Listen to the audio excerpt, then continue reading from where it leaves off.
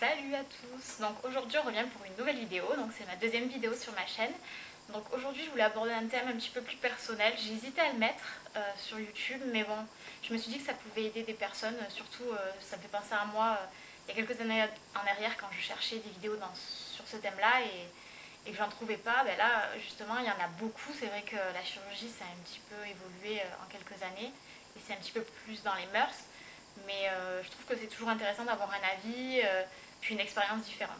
Donc aujourd'hui, vous l'avez bien compris, on va parler de mon nez. Je me suis fait opérer en 2016 d'une rhinoseptoplastie. Je reviendrai sur le thème après. Et j'ai refait une retouche en juin 2020, donc c'est assez récent.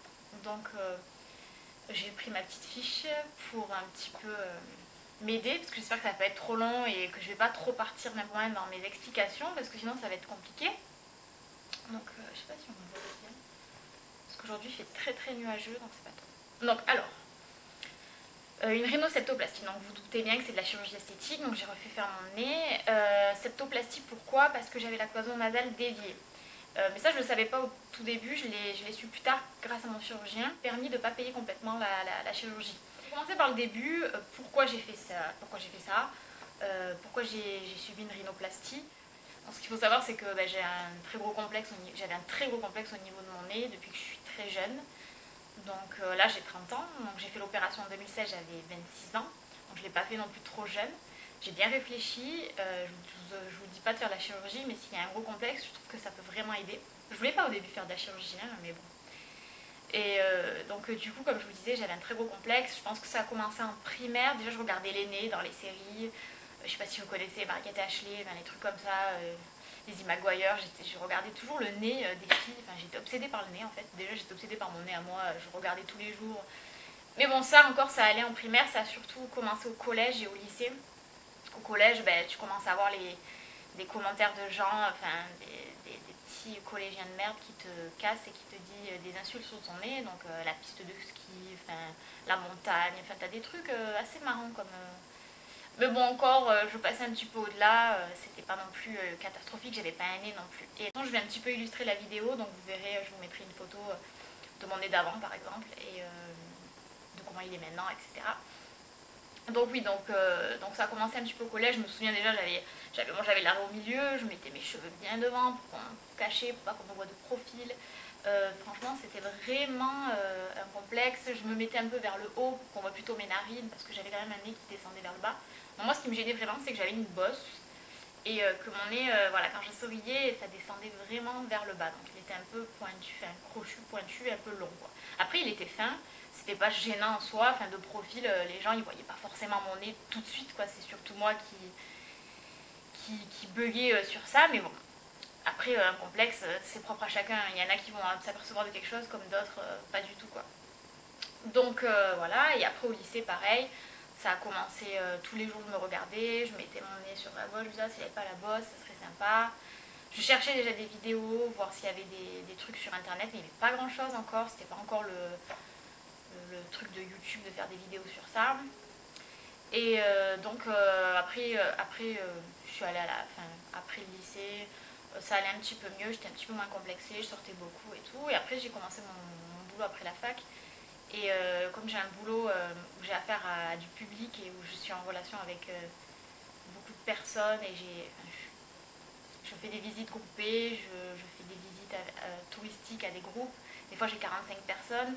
Et là je commençais vraiment à sentir le complexe d'avoir toutes ces personnes qui me regardaient et qui regardaient que mon nez.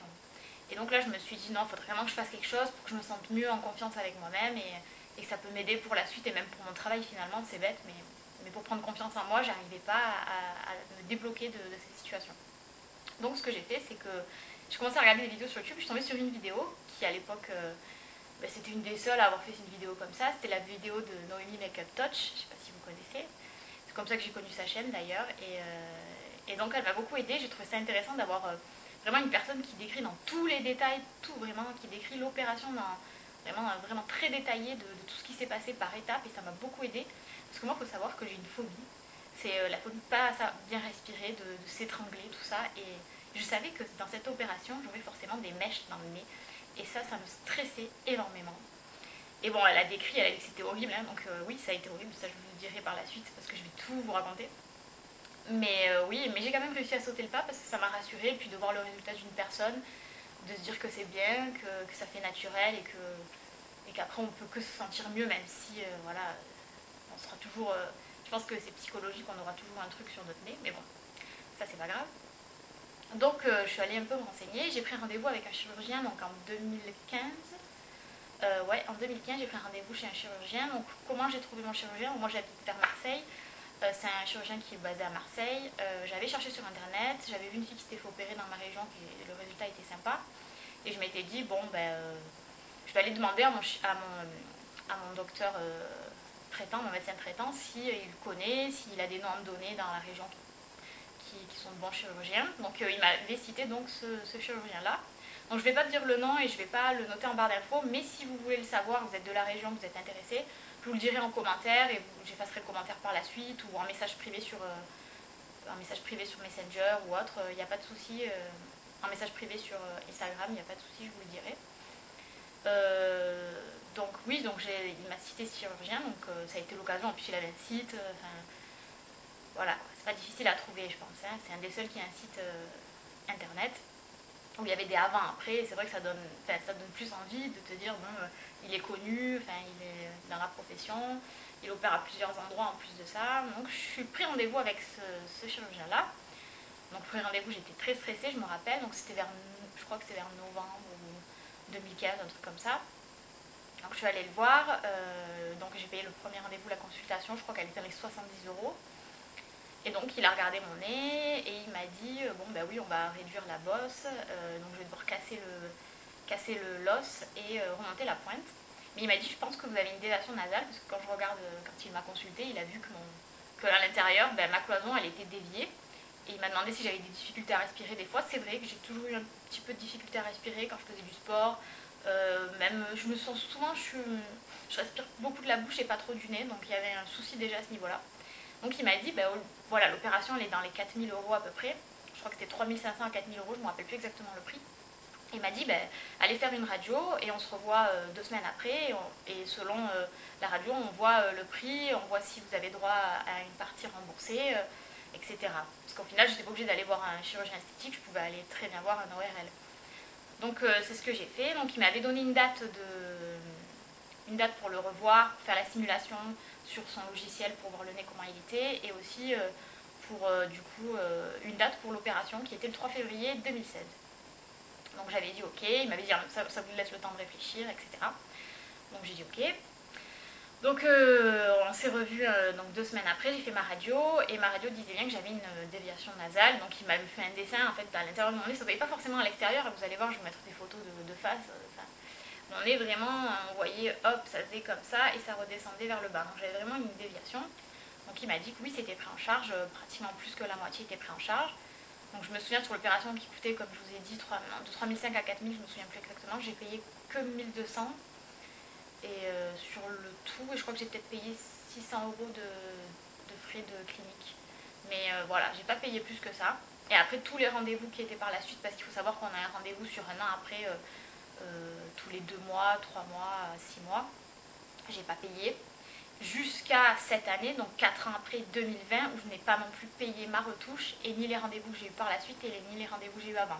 Donc vraiment, c'est pas quelqu'un qui va chercher à prendre de l'argent. Hein. Donc ça, c'est cool. Donc j'ai dit ok, il m'a fait la simulation sur l'ordinateur, ça ressemblait tout à fait à ce que j'ai maintenant. Je voulais vraiment, voilà, je voulais qu'il creuse un petit peu mon nez, mais bon, lui, il voulait faire plutôt quelque chose de naturel. Bon, j'étais quand même satisfaite de ce qu'il m'avait dit le jour J. Donc c'était le 3 février 2016. Je vais à la clinique, c'était le matin, je suis arrivée vers 11 h à la clinique et je crois que je devais passer en début d'après-midi, à 13 h au bloc et je devais ressortir du bloc vers 16h30, 17 h. Je devais passer la nuit à la clinique et ensuite je pouvais repartir le lendemain matin, donc le mercredi matin. C'était un mercredi que je me suis fait opérer, donc c'était un 3 février, c'était le mercredi, et je devais sortir donc le jeudi matin vers 10 h. Donc j'étais excitée, on doit se laver à la bétadine, on doit prendre de l'arnica pour les bleus pendant 7 jours avant, et après par la suite on a un cachet, c'est extranos 5 jours après, et encore l'arnica 15 jours après pour vraiment diminuer les bleus. Donc j'étais stressée, mais je voulais tellement le faire que ça allait. Franchement, J'essayais d'oublier un petit peu tout ce que j'allais vivre et je me disais qu'une fois que ça serait passé, dans toutes les vidéos que j'avais vues, c'était genre le plus dur à passer c'est vraiment voilà, quand on a les mèches et après une fois que ça commence à dégonfler tout ça on va mieux. Donc je me suis dit c'est vraiment un mauvais moment à passer et au fur et à mesure ça ira et j'aurai ce que je veux, je serai enfin libérée de ce complexe. Donc le moment arrivé, donc je me suis lavé la bétadine le soir, je me suis relavé le matin, les cheveux aussi. Et donc on est venu me chercher dans la salle, dans ma chambre, et on m'a amené au bloc. Donc au bloc, je me souviens, on a descendu, j'étais vraiment en stress parce que on m'a mis dans une salle où il y avait tous les gens qui se réveillaient, donc j'entendais tous les gens qui criaient, qui se réveillaient, donc je commençais vraiment à stresser. On m'a laissé solo en plus. Le chirurgien est arrivé, il a commencé à me dessiner sur le nez des trucs, enfin des repères et tout ça. Donc tous les infirmiers qui passaient me faisaient des blagues par rapport à ça, donc du coup ça me détendait un petit peu. Et donc voilà, arrivé au bloc, on me pose des questions, on me met le produit, je me suis endormie direct. Et là, hop, je me suis réveillée. Et là, ça a été un moment assez difficile parce que déjà, mon anesthésiste, quand j'étais allée prendre rendez-vous avec elle, elle m'avait dit on a instinctivement, on va respirer par le nez. Et quand on se réveille comme ça d'une anesthésie, elle peut s'étouffer. Donc elle m'a dit, je vais te dire, respire, respire, respire. Et alors déjà ça m'avait stressée parce que moi, quand je vous ai dit, la respiration c'est vraiment une source de stress. Et effectivement, je l'ai entendu me dire respire, respire. J'ai eu cette sensation de essayer de respirer par le nez et que rien ne passait.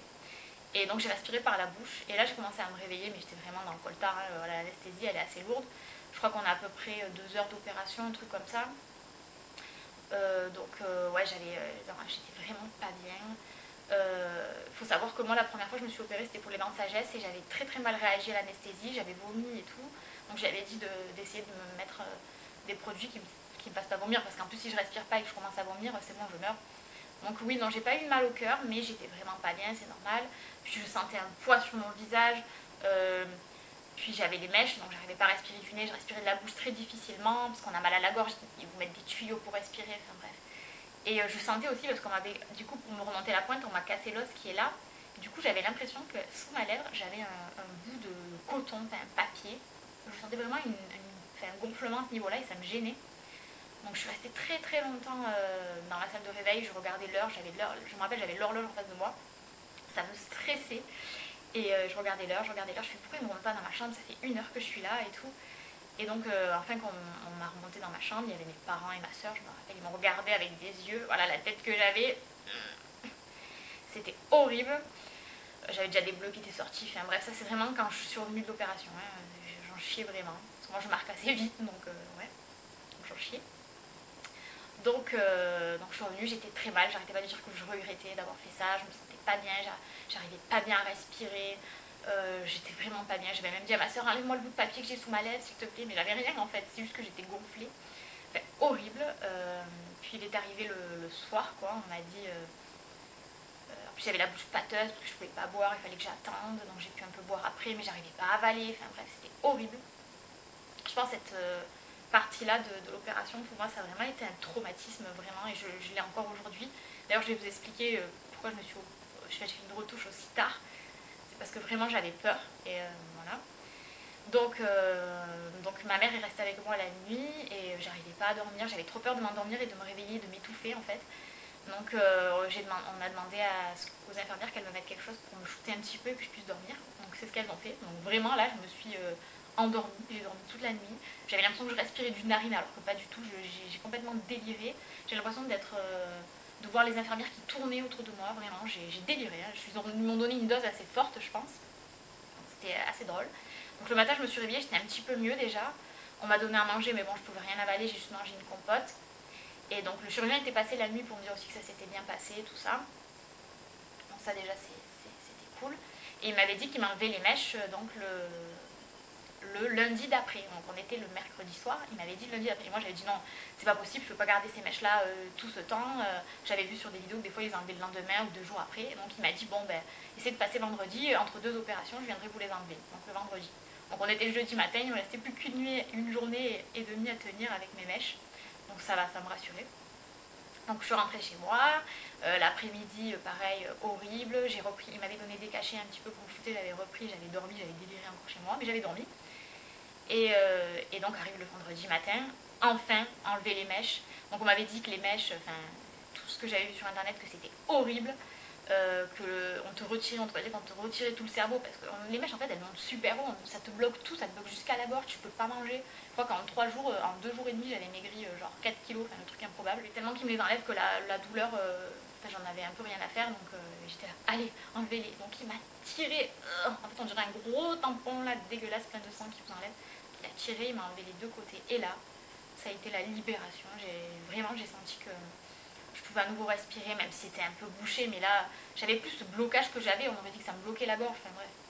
Donc là, à partir de ce moment-là, ça a été vraiment, je me suis sentie mieux. Il fallait que je garde 15 jours le plâtre. Après tout le reste, je suis restée chez moi, ça a été vraiment voilà, assez facile. Le plâtre me grattait un peu, bon, j'avais des bleus, les yeux. Pour se laver, c'était compliqué. Mais au niveau de la respiration, j'ai pu recommencer à manger, j'ai pu recommencer à vivre un peu normalement. Donc là, à partir de là, ça a été facile. Donc arrive après, enfin le jour où il va m'enlever le plâtre, donc c'était 15 jours après. Donc là c'était assez drôle aussi parce que c'est l'infirmière qui vient me chercher, qui m'amène dans la salle de consultation et le chirurgien il devait arriver et l'infirmière elle commence à me nettoyer et tout. Moi j'ai rien compris, en fait elle m'avait enlevé le plâtre mais j'avais pas capté.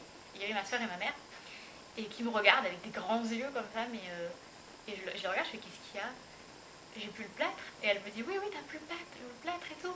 Et j'ai dit alors c'est comment? Elle me fait c'est bien. Du coup je me suis levée, je suis allée me voir et franchement là j'ai été super contente parce que je me suis regardée de profil, je voyais que j'avais plus ma bosse que j'avais, que c'était très naturel, qu'on n'aurait pas dit que je m'étais fait opérer, que ça avait quand même bien dégonflé. Moi je pensais que j'allais avoir un nez immense parce que bon, pour certaines personnes ça peut être différent hein, mais moi vraiment j'ai eu de la chance sur ce coup là. Et donc j'étais très contente et il m'a dit bon on va mettre des strips, voilà tout s'est bien passé, ça a l'air de bien se consolider etc. Donc on va mettre des strips encore pendant 15 jours. Mais bon, c'est déjà plus petit. Donc moi je me suis dit les strips, c'est juste 2 petits pansements sur le nez et c'est bon quoi, ça va être tranquille. En fait non, il m'a mis des strips tout le long du nez. Je crois qu'il y en a 3 comme ça et un très long qui remonte la pointe comme ça avec un petit pic horrible. Donc j'ai dû garder ça encore 15 jours. Il m'a dit au bout de 10 jours, 15 jours, si vous voyez que ça part tout seul, vous l'enlevez et voilà. Et on devait se revoir après, je crois, je sais pas si c'était un mois après ou 2-3 semaines après. Donc voilà, donc j'ai gardé ces strips, je suis sortie avec ces strips, hein, je commençais à plus avoir trop de bleu. Voilà, donc il est arrivé le moment où j'ai enlevé mes strips toute seule, au bout de 10 jours je crois. Et donc là je commençais à avoir une deuxième phase de cette opération, c'est que j'ai un peu eu un déni, comme si quand je me regardais en miroir j'avais toujours le même nez, je sais pas, j'ai vraiment eu un problème. J'ai du mal à accepter que l'opération était faite, que j'avais un nez comme ça, et pourtant c'était pas flagrant. En plus, tout le monde me disait oh, t'as rien fait, ça se voit pas, alors que j'ai subi un truc qui m'a traumatisée. Enfin bref. Donc ça m'a un petit peu. Ça a un peu été dur sur le coup. Mais puis je voyais mon nez dégonfler au fur et à mesure. Et j'avais l'impression qu'il y avait une mini bosse qui commençait à revenir, comme un bout de cartilage qui se reformait. Et donc je suis retournée voir mon chirurgien, j'en ai parlé. Il m'a dit que oui, mais comme il y avait eu un œdème, que j'étais encore gonflée de la pointe, etc. Que j'avais d'ailleurs toujours mal à la pointe. Moi, un an vraiment à avoir le nez fini, enfin final. Donc il fallait que j'attende, donc j'ai encore attendu. Puis quand je suis retournée le voir, je crois que c'était au mois de juin, donc je m'étais opérée en février au mois de juin, jusqu'au mois de juin. Il m'avait dit bon on peut faire une piqûre, peut-être qu'il y a un petit problème au niveau de la cicatrisation, peut-être c'est gonflé à ce niveau-là, si on fait une piqûre ça va peut-être se dégonfler. Donc c'était une piqûre d'un truc cicatriciel, enfin je sais pas ce que c'était, mais voilà, donc il m'a fait cette piqûre-là dans l'été, je crois, et ça m'a fait un nez. Il m'avait dit oui, ça dégonflera un jour ou 2 jours. Oui, effectivement, j'avais un nez comme ça, je crois que j'allais pouvoir aller travailler, que ça allait un peu me gonfler le nez, mais non, ça m'a fait une patate. Regardez-moi cette tête. Et du coup, à partir de 2 jours, ça y est, c'est parti, ça a dégonflé. Et c'est vrai que mon nez était un petit peu plus fin, ça avait enlevé les 2 parties qui gonflaient souvent ici. Mais ouais, donc mais j'avais toujours cette petite bosse, au contraire, elle était encore apparue un petit peu plus. Enfin, une bosse, c'est un grand mot, hein. J'avais une vague là, moi je voulais vraiment aimer comme ça, et j'avais une mini vague.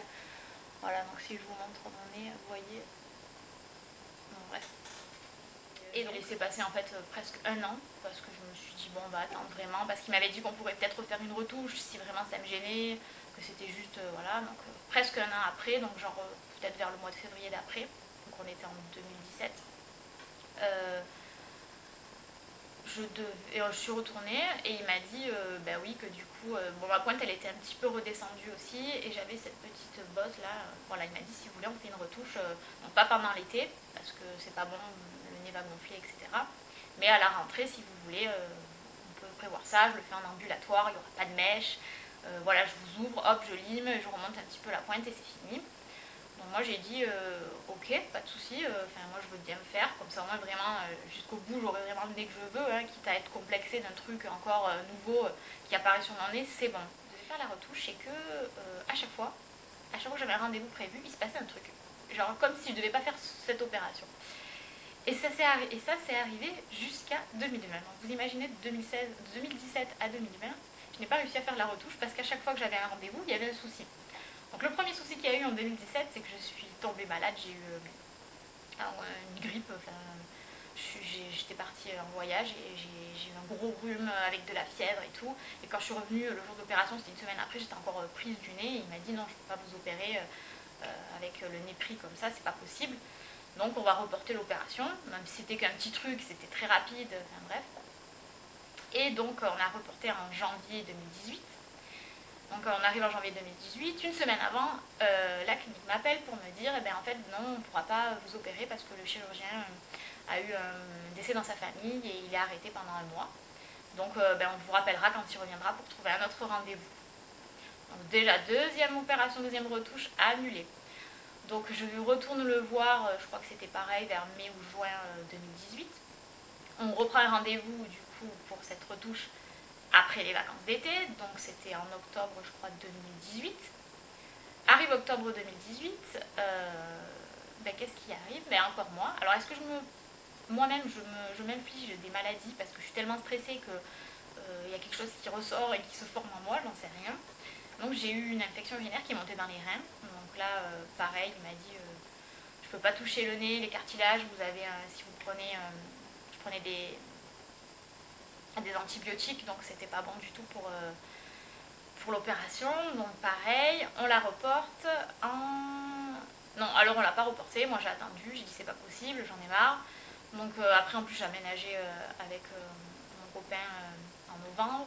Enfin il se passait plein de trucs, je pouvais pas me faire opérer, je pouvais pas encore poser des vacances pour me faire opérer. Donc ça s'est reporté vraiment plus tard. À novembre donc d'après, donc c'était en novembre 2019, donc un an s'est écoulé encore. En novembre 2019, je me présente à l'opération, je devais me faire opérer, hein, je suis allée dans la chambre, on m'a conduit à ma chambre, etc. On m'a dit que je devais passer à 13h, donc j'étais arrivée vers midi.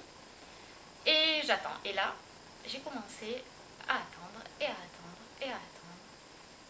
Et en fait, je comprenais pas pourquoi ça prenait autant de temps. Il s'est fait presque 17h que j'étais toujours pas passée. En plus, ça devait être un ambulatoire à 17h, normalement j'aurais dû être chez moi. En fait, ce qui s'est passé, c'est qu'il y avait grève dans les blocs, parce qu'on était en pleine grève à ce moment-là. Et on m'a dit qu'il avait pris beaucoup de retard, qu'il ne savait pas quand j'allais passer, qu'il ne savait pas si j'allais finalement rentrer chez moi, peut-être que j'allais être opérée plutôt en fin de journée, peut-être que je passerais la nuit à la clinique, et pour moi, c'était pas possible. Donc on m'a dit c'est soit ça, soit vous rentrez, on reporte. Moi j'étais au bout de ma vie d'avoir attendu genre 4 heures sur mon lit, c'était pas possible quoi, je commençais à stresser vraiment, j'étais vraiment pas bien.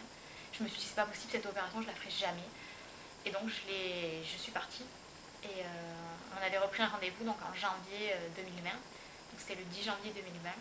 Et là, ça s'est fait les amis, incroyable. Et j'avais vraiment le stress d'avoir attendu en fait 4 ans pour faire cette retouche, j'aurais dû la faire de suite en fait. Ça a été une source de stress pas possible. Donc je suis arrivée, on m'a dit voilà, vous passerez la première, il n'y a pas de souci, vous arrivez à 7h30 à la clinique, à 8h vous passez, vous êtes dans le bloc. Et à 11h vous êtes rentré chez vous. Quoi. Donc c'est ce qui s'est passé. Donc je suis allée dans le bloc, on m'a opéré tout de suite, on m'a endormi, on m'a encore fait une anesthésie générale quand même. Donc on m'avait dit de limer la petite bosse qui était, remonter la pointe en janvier 2020. Donc j'ai très très mal vécu cette anesthésie.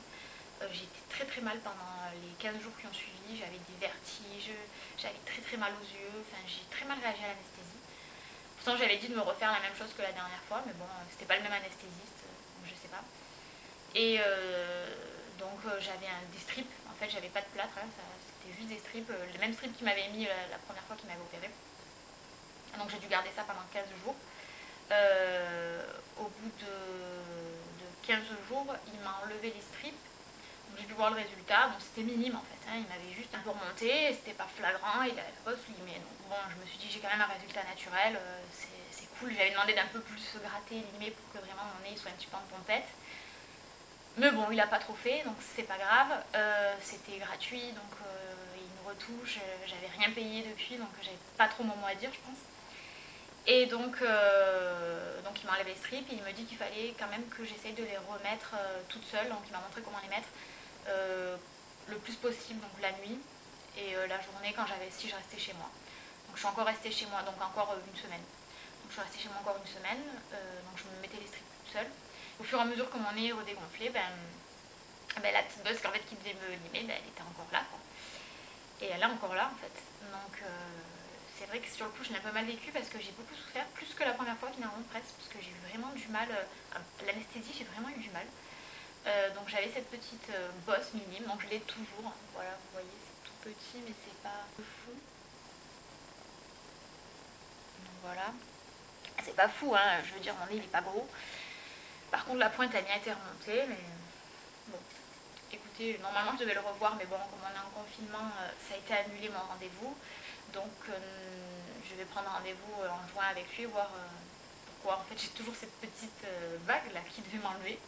Donc je comprends pas. Alors est-ce qu'il a gratté et que finalement mon corps rejette ce truc et il y a une formation, je sais pas, tissu cicatriciel ou d'un truc qui se reforme? Je sais pas.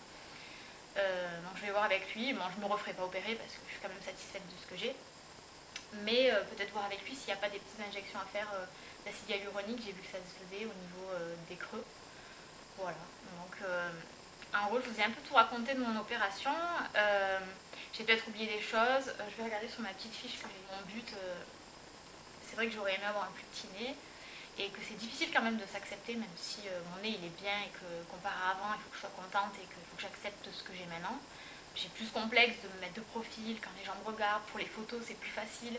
Donc oui, je suis contente du résultat, même si je n'ai pas le nez rêvé que je voudrais, mais je suis quand même contente. Donc je pense pas, moi je ne me ferai pas opérer du nez, c'était une opération très lourde. Pour ceux qui veulent se faire opérer, sachez quand même que c'est pas juste oh je passe par la bistouri et hop c'est fini quoi. Non, c'est quand même assez lourd, surtout les premiers jours. C'est pas facile, surtout si on vous casse l'os, hein. Après c'est juste comme j'ai fait comme la retouche, juste limer et remonter la pointe, ça va, c'est surmontable, mais c'est quand même difficile. L'anesthésie pour le corps c'est pas très bon, donc c'est bête d'aller exprès se faire opérer pour un truc esthétique. Mais bon, finalement je suis quand même contente, mon complexe est parti, je le vis mieux qu'avant.